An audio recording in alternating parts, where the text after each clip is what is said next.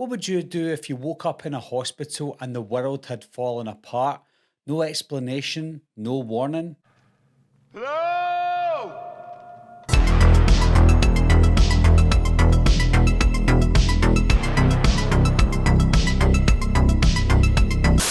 Hi guys, my name's Barry and welcome back to the channel. I'm going to be talking about 28 Days Later today in the lead up to 28 Years Later that's coming out in the middle of June. Being from the UK, this has always been one of my favourites growing up. I was only 19, 20 at the time I watched this movie, and it stuck with me because of the sheer visceral look and feel and atmosphere of this movie. It had a really low budget as well, which kind of helped because if you had a big budget movie back then, it may have not been as good today as it is now. It isn't polished, it doesn't look like it's had that Hollywood treatment. It just looks like that low budget independent horror movie. The film begins in near silence. Jim, played by then unknown Cillian Murphy, he wakes up in a hospital alone, confused and vulnerable. Within minutes he's fighting for his life against people who are not quite dead but not quite human either. We're given a quick prologue. Animal rights activists releasing chimpanzees infected with a virus called the Rage. That's all the setup we need.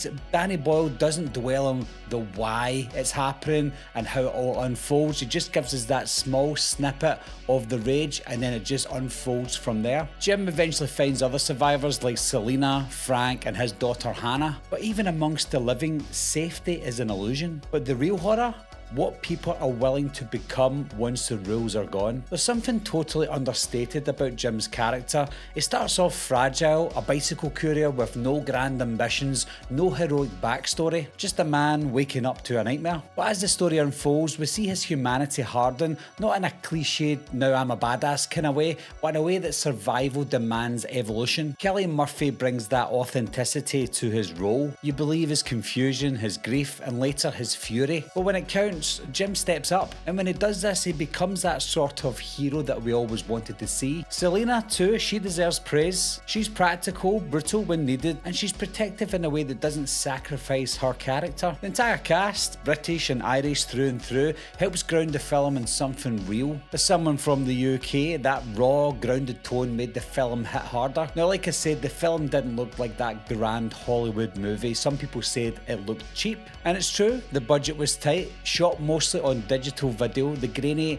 rough aesthetic was partly born of necessity, but that very texture, that raw, almost documentary-like look has become a signature for the movie. It works because it is imperfect. I love the pacing in this film because you don't get a moment to breathe from the very beginning when Jim wakes up to the very end. Every quiet scene has an undercurrent, something simmering beneath the surface. Just when you think there's safety, it's stripped away. This tension becomes almost unbearable in the best possible way. Then of course there's the virus itself. The infected aren't shuffling corpses, they're not dead, they are living with that rage virus. They're alive, they're fast, and they're terrifyingly fast. Before 28 Days Later, zombies were slow, rotting cliches, but after this film came out, that speed became fear, and a lot of movies incorporated that, even the zombie movies. You could argue that this film birthed the modern running zombie, a trope now everywhere. But again, they aren't undead, that's what makes it chilling. One drop of blood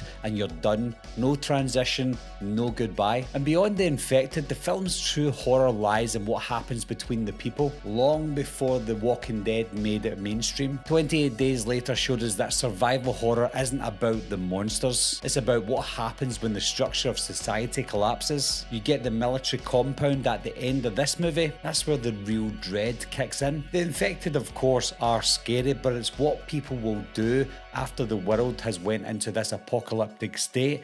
That's the part where it's truly terrifying. It's been over 2 decades since 28 Days Later first hit cinemas, and somehow it's only gotten better with age. Maybe it's because we've seen glimpses of real world chaos. Maybe it's because the filmmaking was so visceral, so unfiltered, that it hasn't aged in a way that other films have in the horror genre. This film showed us that in the face of madness, it's the small acts of humanity, a shared meal, a moment of kindness, a refusal to give in, that's what matters the most. I adore this movie, guys. Every time I watch this film, there is something else that I love about it more and more, and that's why this movie ages gracefully. 28 Days Later isn't just a great horror film, it's a great film, full stop. If you've never seen this movie, guys, fix that. If you have seen this movie, then watch it again. But if you have seen this movie, guys, what are your thoughts on this movie over 20 years later? It's been 23 years now since this movie came out. So leave your thoughts and opinions down below. Let me know what you think, and I'll talk to you soon. Meeting adjourned. I'll be right back. What are you waiting for, huh? Coming to get you, Barbara. Ever play Skin the Cat? Someone's in the back!